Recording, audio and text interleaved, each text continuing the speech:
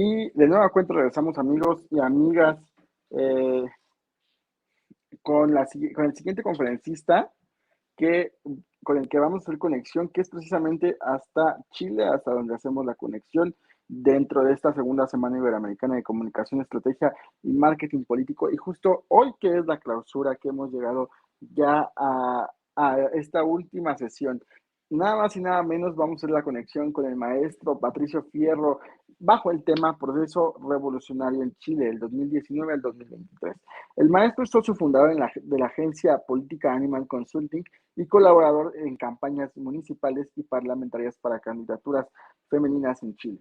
Es facilitador de capacitación para mujeres miembros de directivos y plantas ejecutivas en América Latina. Y además cuenta con una larga trayectoria en temas de comunicación política electoral. Así que sin más, estimado Patricio, ¿cómo estás? Muy buenas noches. Hola, ¿qué tal? Buenas noches. Muchas gracias por esa presentación. Acá en Chile ya estamos con horario de verano, así que son casi las 22 horas, pasadas las 22 horas de la noche. Y bueno, deseo agradecer obviamente al equipo de Crubás Comunicación y por supuesto a su director general, don José Luis, por esta invitación a participar, ¿cierto?, en esta jornada de clausura de la segunda semana iberoamericana de comunicación, estrategia y marketing político. Es un encuentro, claro, que reúne a catedráticos, consultores, especialistas provenientes de más de 20 países que conforman nuestra región iberoamericana y donde también pude ver a algunos colegas, algunos antiguos amigos también presentando días anteriores y hoy día también antes de mi turno. Así es, Patricio. Pues bienvenido y muchísimas gracias de verdad por justo hacer el esfuerzo. Entendemos que en México nos hemos quedado sin ese horario de verano y ha sido un caos hacer ponernos de acuerdo con todos. De verdad, muchísimas gracias. ¿Vas a presentar o vas a compartir presentación o nos vamos así? No, lo vamos a hacer así directamente. Ok, adelante, Patricio. Entonces, este espacio es tuyo. Bienvenido de nueva cuenta a la segunda CISEMO. Listo, muchas gracias. Muchas gracias. A ver, el estudio, bueno, primero que nada, voy a hacer todo lo posible por limitarme a los 30 minutos que me dieron. La verdad es que el tema perfectamente da para una cátedra semestral, y lo he hecho, digamos. Así que si no logro cumplir los 30 minutos, por favor, me disculpo por anticipado, pero voy a hacer todo lo posible. El estudio de los procesos revolucionarios aporta una cantidad enorme de material. Y nos ayuda a entender de alguna manera cómo se ha desarrollado este proceso en Chile y cuáles son los escenarios probables a mediano plazo, por lo menos. Por lo pronto, la semana que viene, el próximo lunes, se conmemoran acá en Chile los 50 años del golpe de Estado, ¿cierto?, perpetrado por las Fuerzas Armadas chilenas en 1973 para derrocar al gobierno del expresidente Salvador Allende. Este año, a diferencia de todos los aniversarios anteriores, el clima político se ha vuelto más tenso y más crispado en espera de esta violencia y de la delincuencia que se desata generalmente en esta fecha. Además de los tradicionales saqueos, asaltos, incendios, ataques a vehículos particulares y también, por supuesto, a buses de la locomoción colectiva, este año se anticipa para la noche del 11 un rebrote de la violencia que sufrimos el 18 de octubre, del año 2019. Después de casi 2 años de gobierno de Boric, no ha logrado implementar, ¿cierto?, esta revolución que esperaban los sectores más extremos de su coalición. Después de casi 2 años de gobierno, ha mantenido el respeto a la propiedad privada, ha mantenido todavía la independencia de los poderes del Estado, y por supuesto que eso está muy lejos de ese grito, las momias al colchón y los momios al paredón, que era el grito que usaban los conductores, ¿cierto?, de esta revolución con empanadas y vino tinto, la revolución a la chilena, la revolución que inició Salvador Allende. Entonces la distancia entre lo que está haciendo Boric y lo que prometió hacer se ha vuelto una distancia peligrosa para Boric. Y como veremos más adelante, corre un riesgo bastante grande para mantener su gobierno funcionando. La oposición, por supuesto, tampoco está satisfecha, pero eso era totalmente predecible. Ahí no hay nada no hay mucho que escarbar. Sin embargo, el uso de la violencia política incluso la amenaza del uso de la violencia política como un medio para llegar al poder, por supuesto, no fue inventado en Chile el 18 de octubre. No fue inventado por la primera línea, no fue inventado, ¿cierto?, por los combatientes encapuchados, ¿cierto?, que asolaron nuestras calles y que, por supuesto, fueron ovacionados de pie en su visita a la convención constituyente, la primera convención que tuvimos el 2021. Esta violencia política es una constante, no solamente en la historia de Chile, sino que en la historia del mundo. Y de hecho me gustaría iniciar justamente haciendo un poquito una aclaración para evitar confusiones respecto a algunos conceptos. Por ejemplo, el concepto de golpe de Estado, el golpe de Estado clásico, ¿cierto?, significaba la interrupción inconstitucional de un gobierno por parte de otro agente del Estado, generalmente las Fuerzas Armadas. Los tres elementos que constituyen un golpe de Estado son la víctima, que es, por supuesto, en este caso el presidente o el jefe de Estado que corresponda, el perpetrador, que es un agente también del Estado, como dije antes, generalmente son los militares, y por último, la táctica que se emplea, que suele ser secreta, rápida e ilegal. Ahora, en la actualidad, las interrupciones del mandato presidencial siguen ocurriendo en Latinoamérica y en todo el mundo. Sin embargo, cada vez es menos frecuente que contengan estos tres elementos. Por lo tanto, cuando falta uno de ellos, o incluso cuando faltan dos de ellos, los periodistas, los encargados de los medios, por supuesto, siguiendo la línea editorial de su medio, comienzan a agregarle adjetivos a esto que ya no es un golpe de Estado, le empiezan a agregar adjetivos para todavía enmarcarlo dentro de este concepto, porque es un concepto que, por supuesto, es muy interesante, que llama la atención del televidente, del lector, y eso aumenta, por supuesto, el rating de los medios. Entonces, este entusiasmo los ha llevado a ensuciar un poco los conceptos, a mezclarlos indebidamente, y justamente eso es lo que quiero aclarar antes de seguir adelante. Entonces, de la combinación de estos tres elementos, de la víctima, el perpetrador y la táctica, tenemos cuatro posibles escenarios, cuatro posibles combinaciones, perdón. El primero, como dije recién, es el golpe de Estado clásico, donde el perpetrador es un agente del Estado, la víctima es el jefe de Estado y la destitución es ilegal. Ejemplo de esto tenemos, por ejemplo, el golpe de Estado encabezado por Luis Altamirano en Chile en 1924, un golpe de Estado socialista y que tuvo éxito, por supuesto. El golpe de Estado de Augusto Pinochet en el año 73 en Chile, que también tuvo éxito. El golpe de Estado de Rafael Videla en el año 76 en Argentina, que también tuvo éxito. Y el golpe de Estado de Hugo Chávez en el 1992 en Venezuela, que fracasó. El concepto que sigue tiene que ver con cuando la víctima sigue siendo el jefe de Estado, la destitución sigue siendo ilegal, pero esta vez el perpetrador no es un agente del Estado, sino que alguien más. En ese caso, se trata de una revolución. Y los periodistas, como dije, utilizan expresiones como golpe civil, o golpe de Estado civil, o golpe electoral, como una forma justamente de seguir utilizando el concepto que es llamativo y que atrae lectores y eleva el rating de los medios. Ejemplos de revoluciones, bueno, por supuesto, la Revolución Cubana, ¿cierto?, encabezada por Fidel Castro en 1953 al 59 en Cuba y que tuvo éxito. La Revolución Sandinista, encabezada por Ortega, del 79 al 90 en Nicaragua, que también tuvo éxito. El estallido social contra Fernando de la Rúa en el 2001 en Argentina, que también tuvo éxito. Y últimamente el estallido social contra Sebastián Piñera en el 2019, que fracasó. El tercer escenario es cuando el perpetrador es un agente del Estado, la destitución es ilegal, pero en este caso la víctima no es el jefe de Estado, sino que otro órgano del Estado. En este caso se denomina un autogolpe de Estado.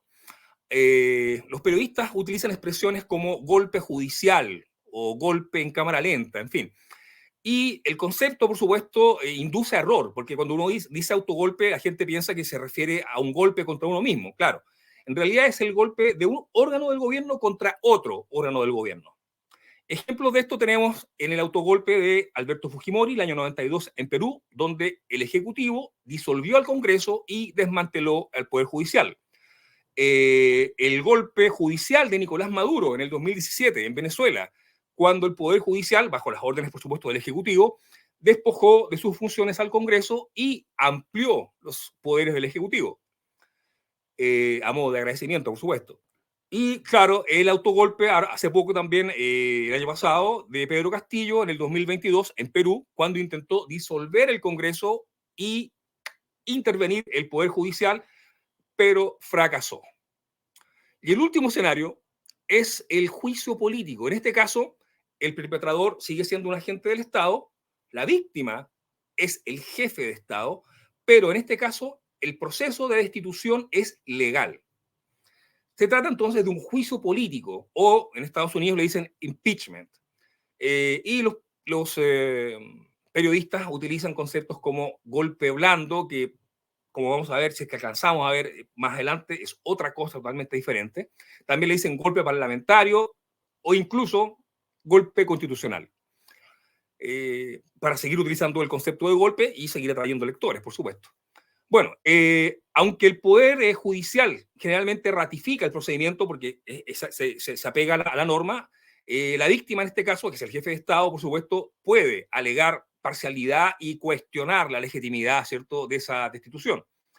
Como ejemplo tenemos la destitución de Fernando Collor de Mello en el 1992, la destitución de Dilma Rousseff, en el 2016 en Brasil, la vacancia por incapacidad contra Martín Vizcarra en el 2020 en Perú y la vacancia por incapacidad también contra Pedro Castillo hace poco en el 2022 también en Perú. Entonces estos golpes de Estado con adjetivos vistosos se distinguen principalmente porque no se cumplen estos tres elementos, ¿cierto? Y cuando falta uno, cuando faltan dos, los periodistas le agregan apellidos para seguir haciéndolo parecer como un golpe de Estado. El debate sobre si un evento en particular fue un golpe de Estado, una revolución o cualquier otra cosa, sigue, por supuesto, encendiendo las pasiones. Sin embargo, cada vez se vuelve menos relevante. Básicamente porque tanto los golpes de Estado como las revoluciones, ambos se toman el poder de forma violenta, ambos son organizados por un pequeño grupo que controla fuerzas leales.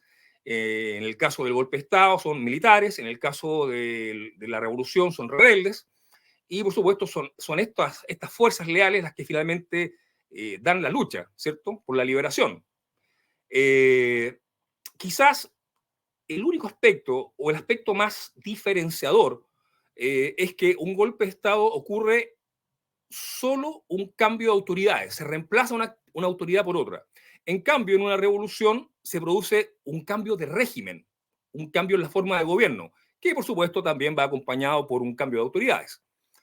Ahora, la historia nos demuestra que, al menos en la mayoría de los casos, salvo muy contadas excepciones, las nuevas autoridades, ya sean golpistas o revolucionarias, en poco tiempo terminan por adoptar los mismos modos y costumbres de las autoridades que acaban de deponer. Entonces se convierten en una nueva élite. Esta fantasía, ¿cierto?, de que el pueblo, que solamente es la carne de cañón, conquista el poder y gobierna para el pueblo, solamente es útil mientras dura la insurrección. Una vez que se llega al poder, en un corto tiempo, que pueden ser meses o años, los que llegan al poder, los rebeldes que logran llegar al poder, son los que finalmente se constituyen en la nueva élite gobernante. Y por último, las democracias no quiebran cuando cae un gobierno electo, sino que cuando este gobierno, independientemente de cuál sea su origen, se mantiene en el tiempo, vulnerando justamente la alternancia y creando constituciones nuevas a la medida, corrompiendo a las Fuerzas Armadas y, por supuesto, burlando la independencia de los poderes, además de perseguir a la oposición. Entonces, distinguir a un régimen democrático de un autoritario es cada vez más difícil. Y por eso también la claridad conceptual es más importante que nunca.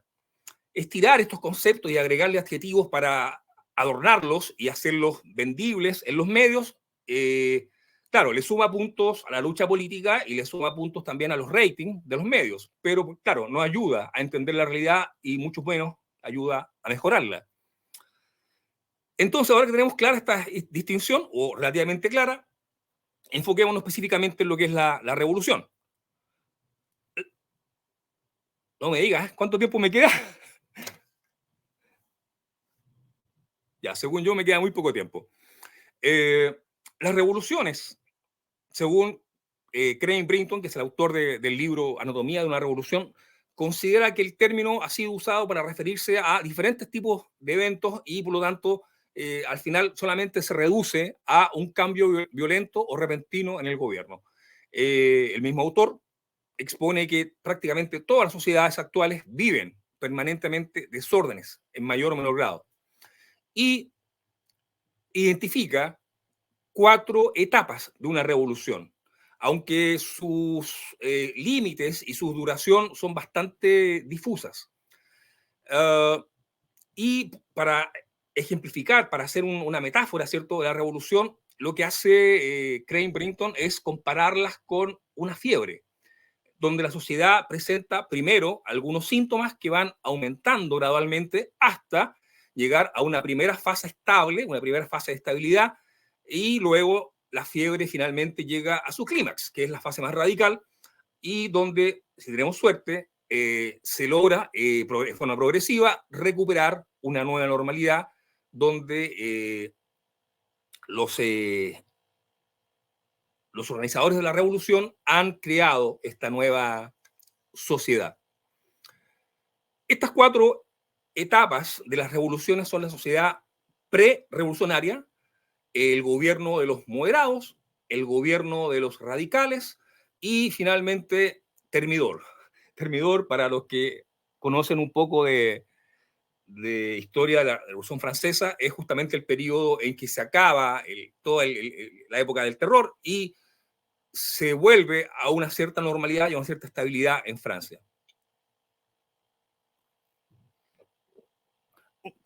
Un aspecto interesante de la primera etapa del proceso revolucionario, la sociedad pre-revolucionaria, es que la acción no es iniciada por los hambrientos, por los miserables, por los desposeídos.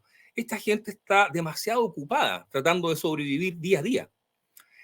El proceso revolucionario siempre empieza por la concertación de un pequeño grupo, de un grupo de gente próspera que tienen algo y que quieren tener más. Y ocurre entonces que estas sociedades existe un cierto auge económico y existe además la expectativa de movilidad social. Las sociedades pre-revolucionarias viven antagonismos de clase, no entre ricos y pobres, como dice la propaganda revolucionaria, sino entre aquellos que se encuentran prosperando y los que ya pertenecen a una antigua aristocracia privilegiada. Entonces es el empuje y la envidia de los primeros la que termina por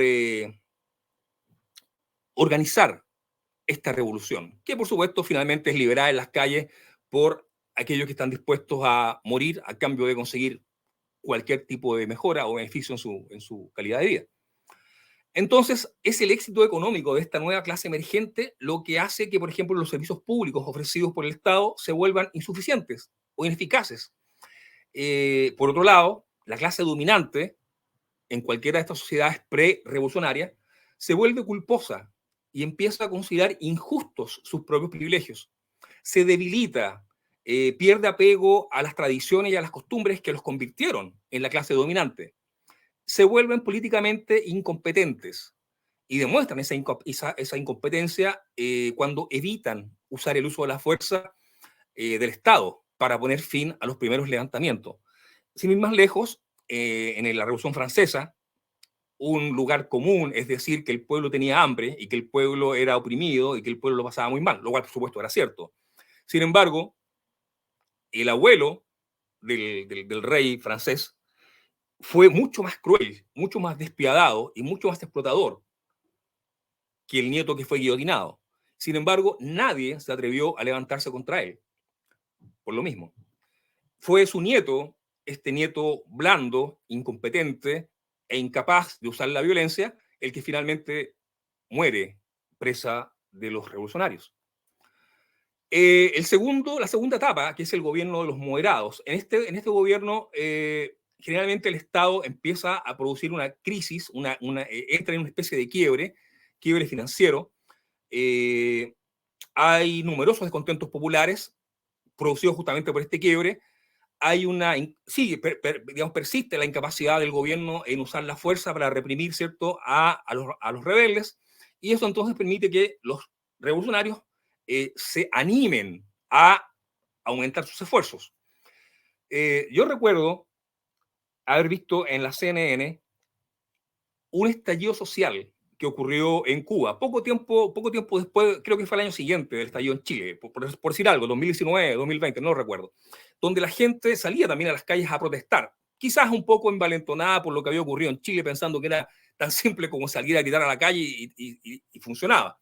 Y me recuerdo haber visto también cómo llegaban en calles laterales buses repletos de funcionarios policiales de civil, ¿cierto?, con ropa de civil, portando tubos o bates de béisbol, y cómo esta gente se bajaba de los buses, se formaba y luego avanzaba y enfrentaba a esta gente que protestaba.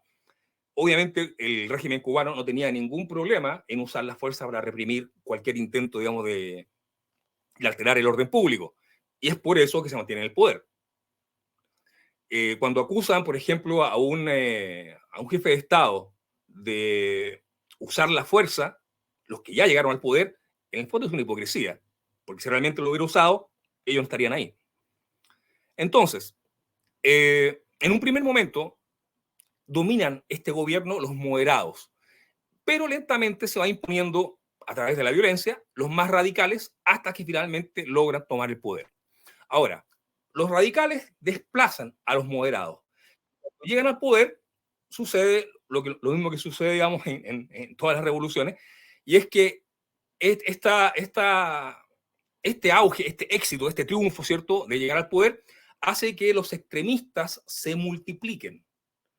Y aparecen variantes y aparecen, qué sé yo, otros grupos extremistas que empiezan a disputarle entonces a los que ya existen la hegemonía. En ese caso, los extremistas que están mejor organizados y que son mayoritarios terminan por sofocar y desplazar a los extremistas que son más pequeños. Como ejemplo, se podría mostrar, por ejemplo, lo que ocurrió aquí en Chile con la Lista del Pueblo. La Lista del Pueblo fue una lista también de izquierda, de ultraizquierda, que le disputaba su electorado al Partido Comunista. Y el Partido Comunista tuvo la suerte, si se cree en la suerte, de que esa fuerza se fue desintegrando y que se hicieron públicos una serie de irregularidades en cuanto a su formación, que finalmente hizo que la gente que seguía a esta lista del pueblo perdiera el interés y, no habiendo otra alternativa, se tuvieron que conformar con el Partido Comunista. Entonces, cuando los radicales llegan al poder y crean este gobierno de los radicales, aparecen otros imitadores. Pero aquí está el truco. Y ese truco es justamente una de las explicaciones de por qué a Boric le ha ido tan mal y por qué corre tanto peligro. El gobierno de los fanáticos o de los radicales es obviamente el periodo de crisis que se alcanza en todas las revoluciones, excepto en una, la norteamericana, la estadounidense. La revolución inglesa lo tuvo, la francesa también, la rusa también. Y todas estas revoluciones tienen o tuvieron una base social o una base de clase, a diferencia de la revolución americana, que tuvo una base territorial, donde sus líderes estaban más interesados en la independencia política que en grandes cambios sociales o económicos. Gracias al voluntarismo de los radicales, a su falta de escrúpulos y a su disciplina, consiguen establecer un gobierno centralizado, del que los moderados fueron incapaces de construir. Y esto es esencialmente útil cuando tienen que hacer frente, por ejemplo, a amenazas externas, como ocurrió con la Revolución Francesa. y eso le permitió entonces surgir a Napoleón. Este gobierno, el gobierno de los radicales, es dirigido por un pequeño grupo, un consejo, y este consejo generalmente está bajo las órdenes de un hombre fuerte. Este hombre fuerte en Inglaterra fue Oliver Cromwell, en Francia fue Napoleón Bonaparte, y bueno, en Rusia, por supuesto, fue Joseph Stalin. Este hombre fuerte no respeta las libertades individuales, establece tribunales populares especiales para juicios sumarios y dispone de un grupo leal, relativamente pequeño, que monopoliza la administración pública. ¿Ok? En el caso de Francia, el periodo de los radicales fue conocido como el reinado del terror, donde los fanáticos funcionaban casi como una secta religiosa. Ahora, el error que sucede o que sucedió en el proceso chileno fue que no respetaron una de las reglas fundamentales, y es que cuando llegas al poder tienes que cerrarle el paso a todos los que te siguen. Me explico. No sé si ustedes recuerdan una serie en la televisión que se llamaba Juego de Tronos. Juego de Tronos tenía un personaje, Littlefinger, y en alguno de los capítulos, no recuerdo en cuál temporada, dice algo así como que el caos es una escalera. Y claro, funciona. Cuando se legitima el uso de la violencia como un medio para llegar al poder, por supuesto que eso despierta el interés de muchos imitadores. Y por eso es importante que el primero que llega tenga la precaución de patear la escalera para asegurarse de que nadie más lo siga y le dispute entonces el poder. En Estados Unidos, por ejemplo, después de la Revolución Americana, el país estaba endeudado porque había tenido una guerra, ¿cierto?, contra el Reino de Inglaterra, y resulta que el Estado recién constituido, con George Washington a la cabeza, necesitaba, por supuesto, financiamiento. Y entonces lo que hace es aplicarle impuestos a los ciudadanos norteamericanos, estadounidenses, perdón. El punto es que toda la revolución estadounidense se basó justamente en un impuesto que aplicó Inglaterra al té, y ellos se rebelaron contra ese impuesto. Y ahora que finalmente estaban libres del dominio inglés, el gobierno estadounidense les imponía impuestos para resarcir todos los gastos que habían tenido en la guerra. Bueno, hubo muchos campesinos norteamericanos que se rebelaron contra esto, porque decían, o sea, yo no fui a una guerra para que me estén cobrando impuestos ahora de nuevo, o sea, la idea era no pagar más impuestos. ¿Y ustedes qué creen que hizo George Washington? ¿Ustedes creen que lo llamó a una mesa a dialogar y a ponerse de acuerdo? Por supuesto que no. Mandó a la milicia, se enfrentaron a los rebeldes, mataron a los que se resistieron, y a los que no se resistieron le hicieron un juicio y fueron a la cárcel. Una vez que llegas al poder, tienes que patear la escalera para que nadie más te siga. No puedes dejar que otros hagan otra revolución después de la tuya. Y eso es justamente lo que no ha hecho Boric en Chile. Boric hizo una revolución, bueno, él llegó, pero no la hizo él. Boric llegó al poder a través de una revolución. Y lo que tenía que haber hecho es haber evitado que otros grupos siguieran utilizando la violencia como una forma de escalar al poder. Y no lo hizo. De tal manera que hay una infinidad de grupúsculos, guerrilleros, terroristas, insurgentes, que quieren seguir el ejemplo del estallido social y disputarle el gobierno a Boric para ahora sí hacer una verdadera revolución. Y Boric no tiene el carácter ni el temple para hacerle frente. Los comunistas sí lo tienen. Y los comunistas, si ven que Boric tambalea o duda, no me cabe ninguna duda que ellos sí se van a encargar de mantener a raya a esta gente. Y si no lo han hecho hasta ahora, es porque les sirve. Es porque ese caos les sirve. Y ustedes se preguntarán, ¿para qué? Bueno, vamos a ver más adelante. La última etapa es la reacción o el periodo de Termidor. Es el periodo en que, pasado el periodo de fanatismo y de los radicales, vuelve una nueva normalidad al país o a la comunidad, y todos estos ideales, ¿cierto? Ideales que causaron la muerte de miles de compatriotas son abandonados y se vuelve entonces a una situación donde vuelve a florecer la economía, vuelve a florecer la estabilidad y vuelve el poder también a los moderados.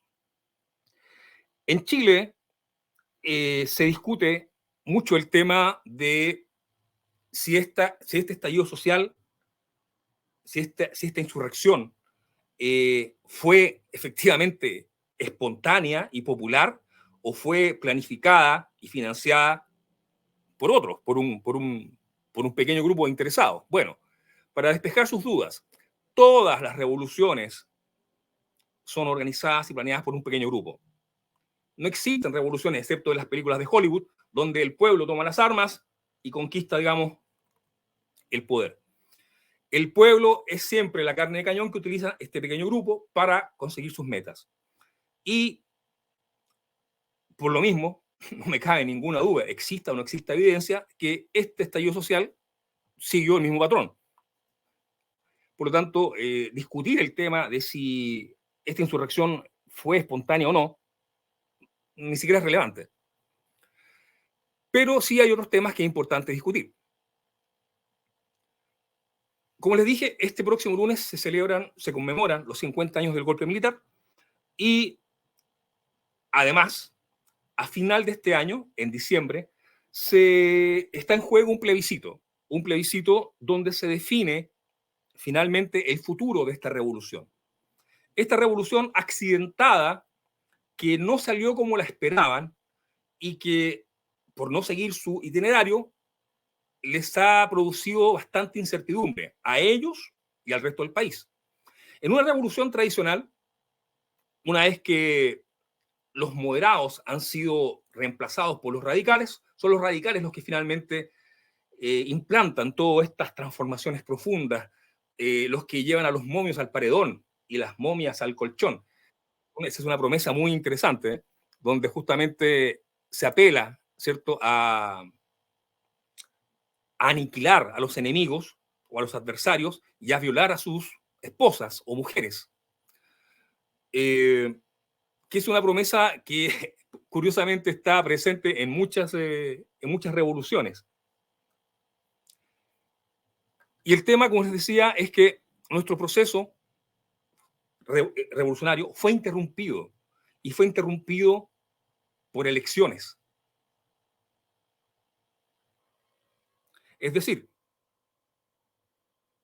en lugar de derrocar o derribar el gobierno de Piñera, lo que hicieron fue ganar las elecciones. Y eso jugó en contra.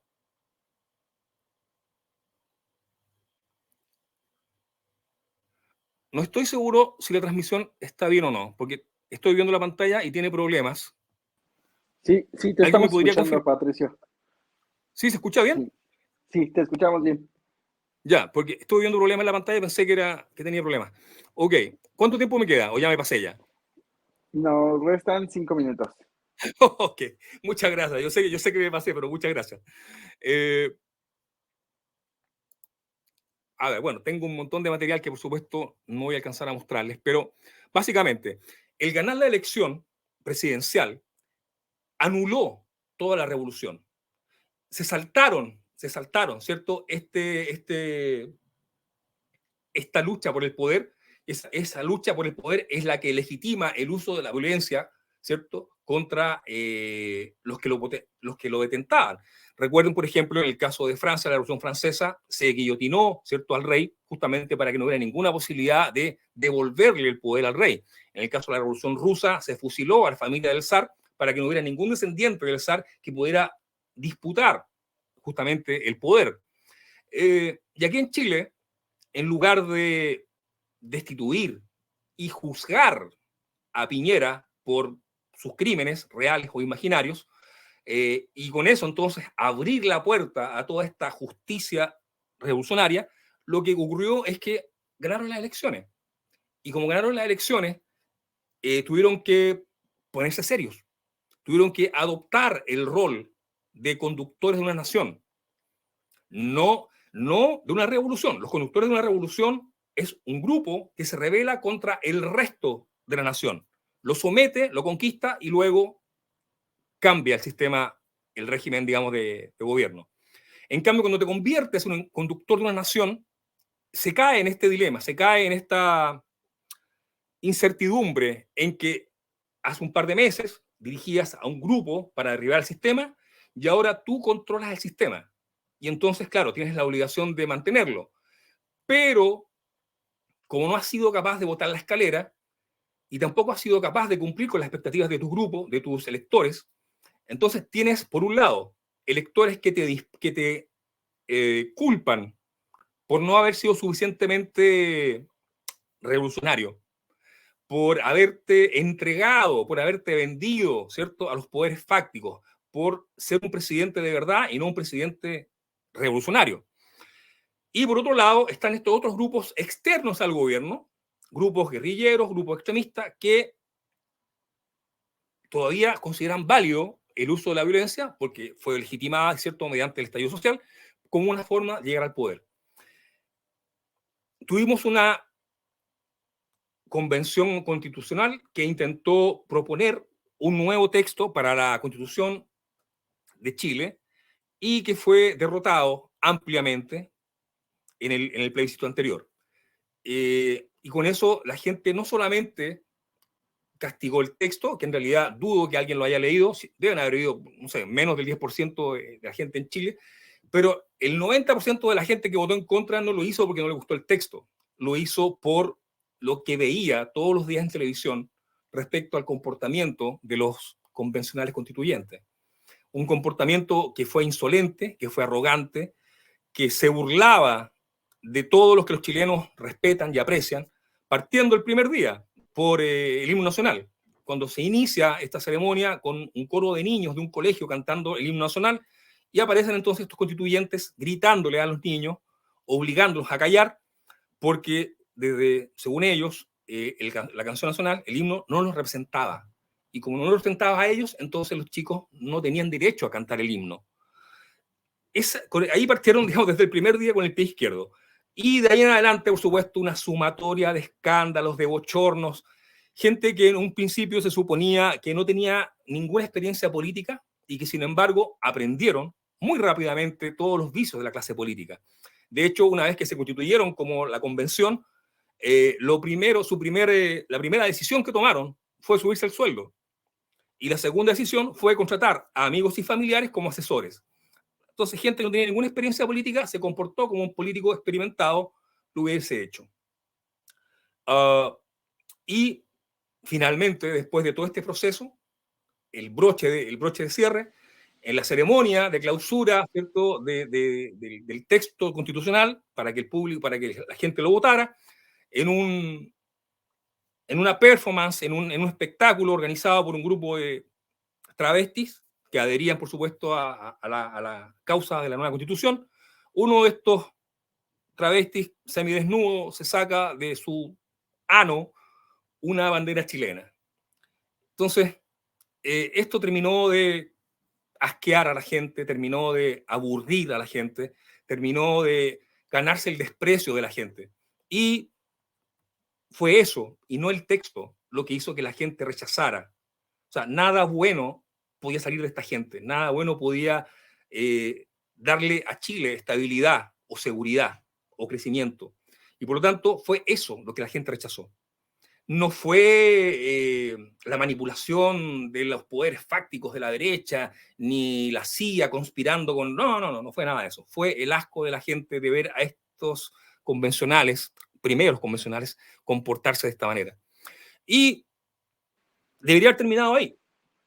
Al menos así lo decía, digamos, nuestra Constitución.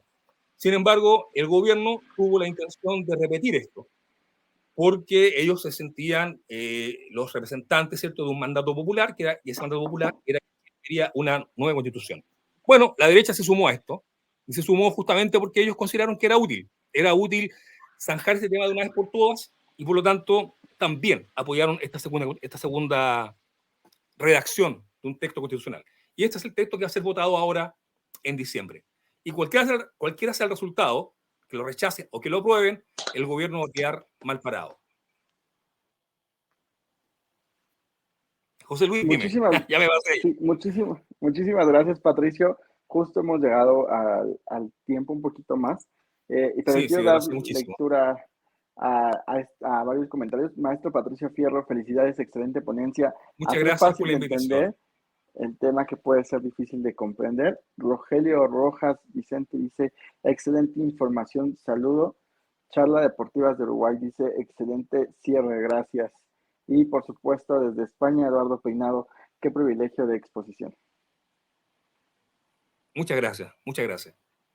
Gracias a ti, Patricio, y quiero extender este reconocimiento al maestro Patricio Fierro tras haber participado en calidad de conferencista en esta segunda semana iberoamericana de comunicación, estrategia y marketing político que hemos organizado desde la consultora Crubas Comunicación y a través de la plataforma Hagamos Comunicación. Más tarde traemos llegar este reconocimiento, o mejor dicho, ya mañana lo haremos llegar con calma y conjunto con todo el material, estimado Patricio. Agradecido siempre de que nos hagas un espacio en tu agenda. Hasta la próxima oportunidad. Nos vemos. Chao, Patricio. Gracias. Ha sido justo Patricio Fierro desde Chile. Y ahora vamos a hacer conexión justo a Ecuador. Ya tenemos la siguiente conferencista en Santa.